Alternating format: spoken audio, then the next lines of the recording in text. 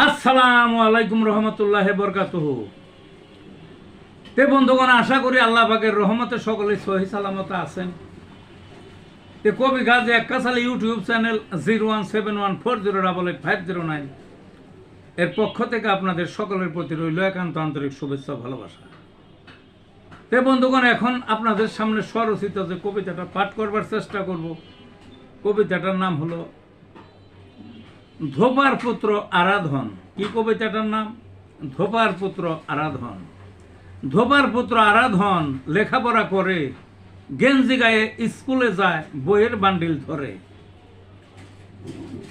মাথায় দেয় 1 ছটাক তৈল, একবারে ডলে, তৈল চুইয়ে বই নষ্ট, জামা আগেই ভিজে। মাস্টার মশাই দেখে তাকে, গালি ঝাড়ে কষে, ভয়ে সে আক্কেল গরম, পড়া কি আর হবে? কি করিবে দিশা পায় না, কেন মাস্টার বকে, অন্য ছাত্র কাছে যায় না, বসে একটু ফাঁকে। লেখাপড়ায় মন বসে না, কান্নায় চক্ষু ঝরে, দোষ করেছে কোথায় তবে, পায় না তো সে খুঁজে।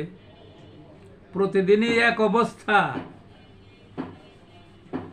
পড়া দিল ছেড়ে, মধ্যপথে ঝরে পড়ল, জীবন গেল থেমে।